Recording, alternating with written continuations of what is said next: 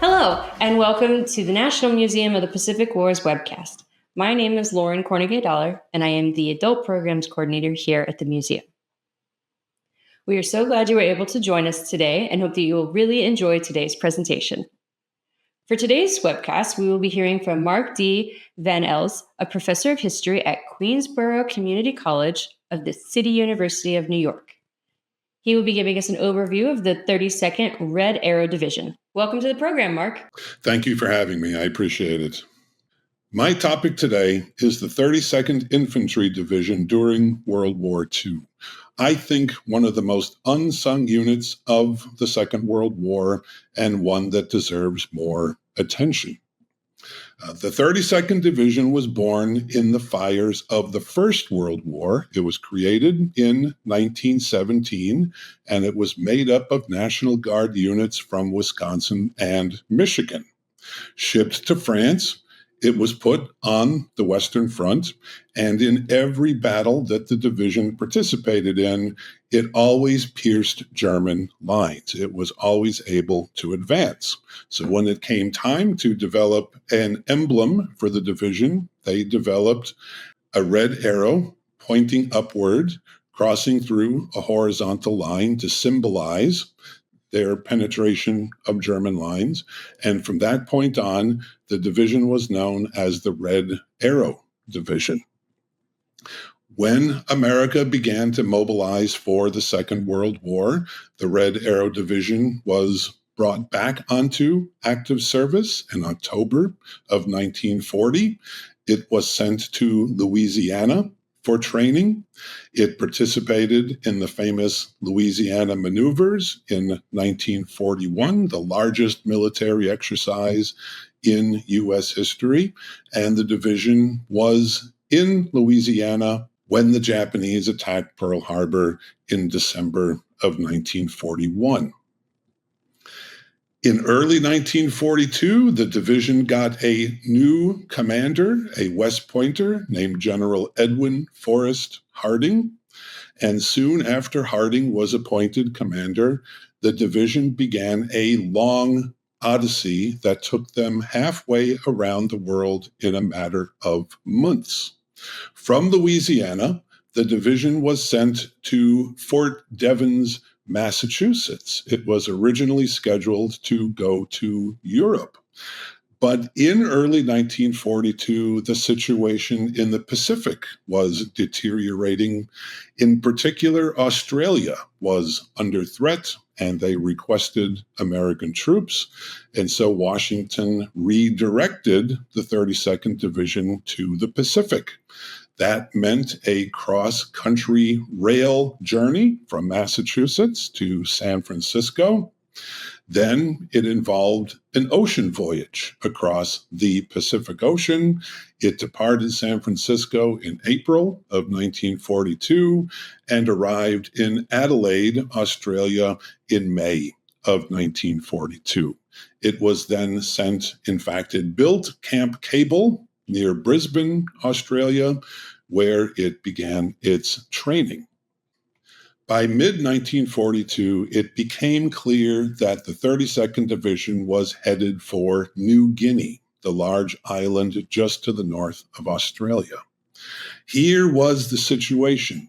In July of 1942, Japanese forces landed at Buna on the north shore of the island on the Papuan Peninsula. And then Japanese soldiers began to march across the mountains and jungles of New Guinea towards the town of Port Moresby. And Port Moresby was under serious threat from Japanese forces. The Australians did what they could, but the Australians needed more troops. And so General MacArthur sent the 32nd Division to New Guinea. The first elements arrived in September of 1942 by air, and this is the first time in U.S. military history that soldiers had been flown into a combat zone. Other elements of the division were flown to New Guinea. Others took a boat. But during September and October, the 32nd Division had landed in New Guinea. The next question was how to get the 32nd Division into the battle. The Australians were pushing the Japanese back over the Kokoda Track. One battalion of the 32nd Division made a mountain crossing, but the division emerged from that march exhausted and ridden with malaria, and it proved not to be a very effective route over the mountains. Here again, airplanes came to the rescue. The Allies had established airfields on the northern shore of New Guinea, and the rest of the division was flown to the north shore of the island, and then prepared to take on the Japanese. So the Red Arrow Division was about to go into battle with the Japanese. The division was confident. They were quite sure that they could defeat the Japanese, but they were remarkably unprepared. The 32nd Division had inadequate training. It had no training for jungle warfare. It had no equipment for jungle warfare. It did not even have proper combat fatigues. The 32nd Division also suffered from poor intelligence. The Allies had no idea how many Japanese were at Buna, and they severely underestimated the number of Japanese and believed that they were exhausted and malaria-ridden, and in fact, the Japanese had received reinforcements, many of whom were combat veterans. So they faced more Japanese soldiers than they had anticipated. The 32nd Division also received very little naval support. The Battle of Guadalcanal was going on at the same time, and the Navy and the Marines were focused on that struggle. The Navy was reluctant to provide General MacArthur with very many naval vessels anyway. This forced the 32nd Division to attack Buna by land. And this environment was very, very challenging. This is very thick jungle, a mountainous environment. This was a place with no modern roads. Passage through the jungles came over trails. There were vast swamps filled with mosquitoes that carried malaria and other diseases. This was an environment that was very difficult to operate in, and it was unfamiliar to American soldiers. The battle at Buna also was a logistical nightmare.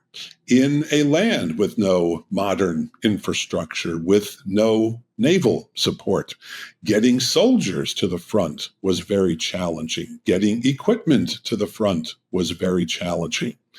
There was a small fleet of small ships that carried supplies along the northern shore of the island, but they could not carry very much. They had to operate at night to avoid Japanese aircraft. And they could not carry heavy equipment like tanks. There was not very much artillery. This limited the ability of the division to fight effectively at Buna. But by November of 1942, Allied forces are beginning to approach the Japanese at Buna. The Australians passing over the Kokoda Track and the 32nd Division coming along the shore from the east. In November of 1942, the Japanese were concentrated in 3 pockets along the northern shore of the island. On the far west at Gona, in the center, centered at Sanananda Point, and on the far right was the pocket around Buna. The Australians were responsible for the reduction of the Gona pocket. The Australians had some elements of the 32nd Division fighting with them at the San Ananda Pocket, but the main responsibility of the 32nd Division was the pocket on the far right at Buna.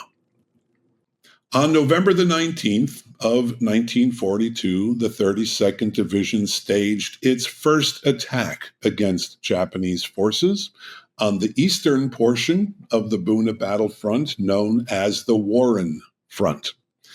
And this was a severe shock to the 32nd Division. The baptism of fire, or first combat, is always shocking to soldiers. But in this particular case, given the inadequacy of the equipment, given the poor intelligence, the 32nd Division soldiers were in for a big shock and found themselves fighting against very tough, very formidable Japanese forces and were able to advance only by yards. On the far left of the front was the Urbana Front. Here, the attack began on November 21st. And here, too, Allied forces were only able to advance very little. Japanese forces had been at Buna for many months, were experienced, and had built elaborate fortifications to stop any Allied attack. Here, for example, you see a bunker that the Japanese had created, very well camouflaged, and Red Arrow forces had very great difficulty locating and reducing these fortifications. They had very little artillery, very little air support. It was mostly mortars and small arms, and given the equipment that they had and the training that they had, they found it very difficult to reduce these bunkers. General MacArthur had grown very frustrated with the slow progress at Buna, and he became very frustrated with General Harding. He sent the commander of the U.S. First Corps, General Robert Eichelberger, to Buna on November the 30th to replace Harding and take over the battle. And MacArthur's words to Eichelberger were very ominous. He told Eichelberger, quote, "Take Buna or don't come back alive." General Eichelberger arrived at the front and at first had the same difficulties trying to advance against the Japanese bunkers. But by early December, the tide of the battle began to change. First of all, the 32nd Division gained valuable experience in battle. I might also note that there were some members of the division who, in fact, already had combat experience. One of the most interesting members of the division was a man named Hermann Bacher, who had been born in Germany, had been involved in Germany's communist movement, and then had immigrated to the United States. He fought with loyalist forces during the Spanish Civil War of the 1930s, returned to the United States and enlisted in the U.S. Army and assigned to the 32nd Division. On December 5th, Bacher led an assault against Japanese lines and managed to punch a hole in them, separating two important positions in the Japanese line. He separated Buna Village from Buna Mission, and this was one of the first major American victories against the Japanese. More were to follow. The 32nd Division also began to receive reinforcements, specifically the 127th Infantry Regiment, which had been held in reserve up to this point, now begins to go into the battle. The 32nd Division has fresh troops now, whereas the Japanese are having increasing difficulty getting reinforcements and their forces are beginning to wear down. For the 32nd Division, logistics had improved as well. Over time, engineers were able to build roads connecting various places along the battlefield, had been able to build ports along the coast to bring in supplies. Larger ships were able to come up to the battlefront. And this also helps to turn the tide in favor of the 32nd Division. And with these improved logistics, the Allies were finally able to bring tanks to the battlefront, specifically Australian tanks, who staged an attack on December the 18th of 1942. And after roughly a month of not advancing very far, now the Allies are able to finally break through Japanese lines, not only on the Warren Front, where the tanks staged their assault, but also on the Urbana Front. Things began to move as well. There were very tough battles that took place over the holidays of 1942 and into early 1943, but on January 2nd, Buna finally fell to a combined American and Australian force. Gona had fallen earlier. In the early weeks of 1943, mostly Australian forces, with some American support, had reduced the Sanananda pocket. Elements of the 32nd Division attacked along the coastline westward towards the Japanese position at Jirua. And on January 22nd, the Battle of Buna was officially declared over. This happened a few weeks before the Battle of Guadalcanal was officially declared over. And so this makes the 32nd Division the first U.S. Army division to achieve victory over the Japanese in a land battle. This might have been a great moment for the 32nd Division.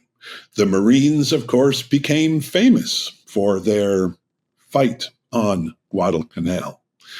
But what happened to the 32nd Division was different.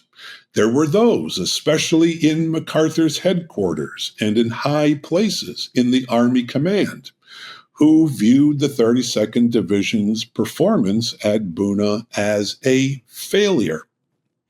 And given the fact that the 32nd Division was a National Guard division, regular Army officers seemed all the more critical. Now, one regular Army officer who defended the 32nd Division was General Eichelberger, who actually directed them in battle. And here's what General Eichelberger wrote in his memoirs, quote, "A great deal has been said and whispered about the 32nd Division, and much of it makes no sense. The 32nd, which failed at Buna, was the same 32nd that won the victory there. No one else did." The members of the 32nd Division themselves were very proud of what they accomplished, even as their commanders took a dim view of their performance at Buna. Beginning in early 1943, the Red Arrow Division underwent nearly a year of rest and reorganization in Australia. The division received a new commander, General William H. Gill.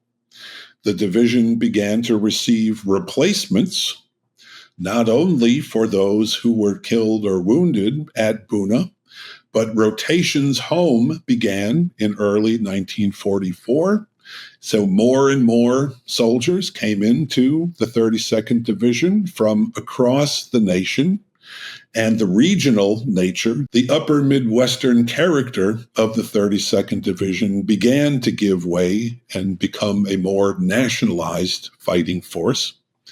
And while in Australia, training also intensified. Now, the hard lessons learned at Buna were applied to the training. The 32nd Division went back into battle in early 1944. It participated in many of General MacArthur's famous leapfrogging campaigns across the northern shore of New Guinea. On January 2nd, it landed at a place called Sidor, where the division helped to establish an important airfield and a naval base. In April of 1942, it took another airfield farther up the coast of New Guinea at a place called Aitape. And in July of 1942, the division beat back a Japanese counterattack along the Guinea River and won another victory in battle. The division's next major battle came in late 1942 on the Philippine island of Leyte. In October of 1942, General MacArthur made good on his promise to return to the Philippines with a massive attack on Leyte Island.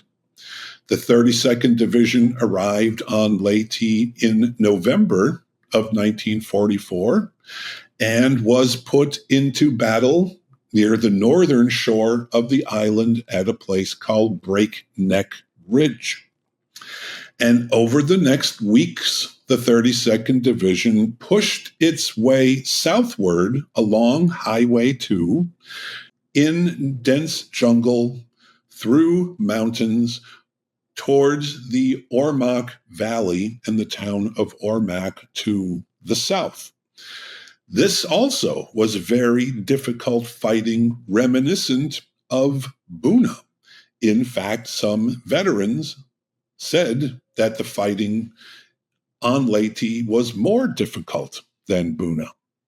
And so the division's progress was slow as the Red Arrow took back every valley, every ridge from the Japanese. Once again, the division's progress was a little too slow for General MacArthur, who became frustrated and who had already declared victory on Leyte. General Eichelberger recorded in his diary MacArthur's criticism of the 32nd Division. Eichelberger wrote, quote, "Big Chief stated 32nd had never been any good." So it seems that the 32nd Division's reputation had still not improved in MacArthur's headquarters. This was an unfair criticism of the 32nd Division. In fact, what the division had done is opened the door to the Ormoc Valley, and other divisions began to go through and complete the conquest of the island by December of 1944. The division goes back into battle in January of 1945 in northern Luzon. It landed at the Lingayen Gulf in January and then began to move into the mountains of northern Luzon.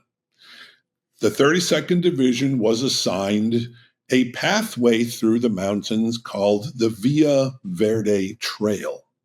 In places little more than a footpath that had been carved by a Spanish priest in the 1800s to spread Christianity to the mountain peoples of northern Luzon.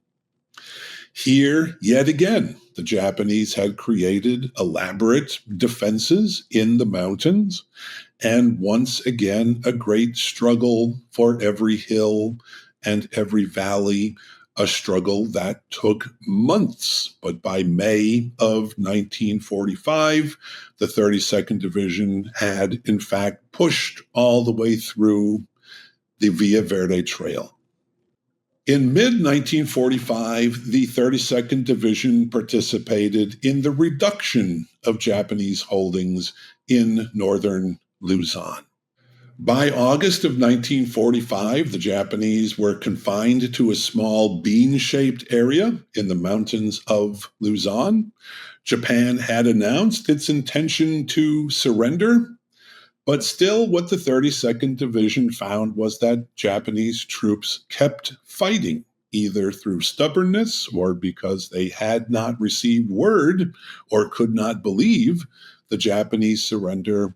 But it was the 32nd Division that took the surrender of General Yamashita Tomoyuki, the Japanese commander of the Philippines, on September 2nd of 1945 near the Philippine town of Kiangan.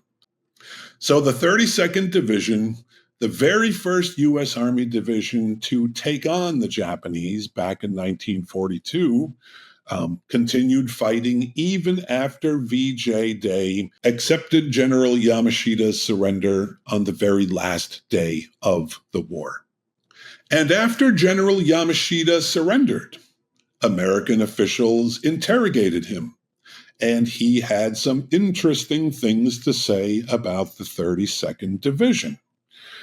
Here's what General Walter Kruger, commander of the U.S. Sixth Army, wrote in his memoir about what Yamashita said. Quote, General Yamashita indicated that he considered the 32nd Division the best his troops encountered, both on Leyte and on Luzon. So General Yamashita and the Japanese had a great deal of respect for the 32nd Division, even if many in General MacArthur's headquarters did not. The final toll of the 32nd Division, killed in action, more than 1,600. This was the highest number of any U.S. Army division in the Pacific. Battle-related deaths, just a smidge over 2,000, second most in the Pacific, and more than 5,600 wounded, third most in the Pacific. And by the end of World War II, the 32nd Division had logged 654 days in combat.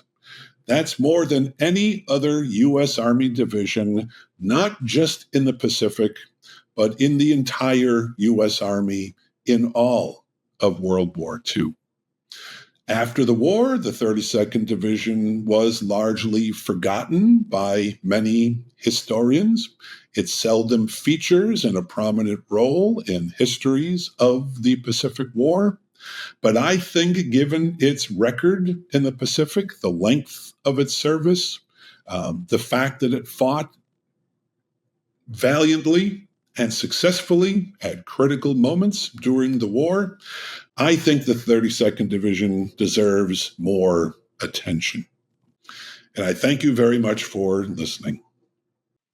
Thank you, Mark, for sharing your presentation and story with us. I know I learned a bit more about the 32nd Division, and I'm sure our at-home audience did as well. Now, I have a couple questions for you. And the first one is, can you tell us a bit about what inspired you to dive into this story and to do all of this research that led you to the book? Sure. I'm a Wisconsin native. So growing up, the 32nd Division, that red arrow symbol, you would find it in parks, on memorials. You would find it pretty much all over the place. It was something I grew up with. As I started to study history, I gravitated towards the Second World War. I've read a lot of books about World War II, and as I studied World War II professionally, I noticed that not very much had been written. It has a great reputation. It's very famous back in Wisconsin and Michigan. So I saw a hole in the historiography of the Pacific War and of the U.S. military experience in the Second World War. And so I thought I would try to fill that missing gap in our history of the war. So you mentioned many notable figures from the 32nd Red Arrow Division. Were there any figures that really spoke to you outside of those that you weren't able to touch on today? There were also several ordinary soldiers who became notable people after the war. For example, there was a soldier named Raymond Dassman, who went on to become a noted environmentalist in the post-war period. There was a soldier named John Rawls who went on to become a noted philosopher, one of the most noted philosophers of the 20th century, famous for his theory of justice. And I'll also note that there was a soldier named James Myers who came from a musical family in Philadelphia. He went on to become a record producer, a songwriter, and in the early 1950s, he co-wrote a song under a pseudonym named Rock Around the Clock, which proved to be very influential in American post-war culture and the birth of the rock and roll music genre. So these were people who served in the division who later went on to some notoriety after the war. In preparation for this webcast, we dug into our own collection a little bit to see if we had any artifacts related to the 32nd Red Arrow Division. As it turns out, we do, and the first one I'm going to talk about is a memorandum from Major General Gill, who we heard about today. It states that division has completed its primary mission of forcing a passage south to Ormac Valley. And we also have a photograph of some high-ranking Japanese officers following their surrender at northern Luzon. Now, I want to ask you, Mark, if you knew of these pieces, if you had done any research related to these pieces, or if you have any thoughts on them. I used oral histories from your facility. I did not do archival research at your facility, and I did not know about these artifacts, but I'm very, very glad that you have them. I have been to your museum in the past, and I enjoyed it very much. I, of course, was hoping for a little more on the 32nd Division, so I'm glad that we're able to make this video. So you just said that you have been to the museum, but I'm going to guess that you have not been since we reopened with our brand new galleries. Is that correct? I have not been, and I would have loved to see them. All right, well, then we're going to have you come down along with all of our at-home audience. Be sure to come down to Fredericksburg when you have a chance to check out our newly renovated Bush Gallery. Thank you for joining us today, and we look forward to seeing you next time. Bye.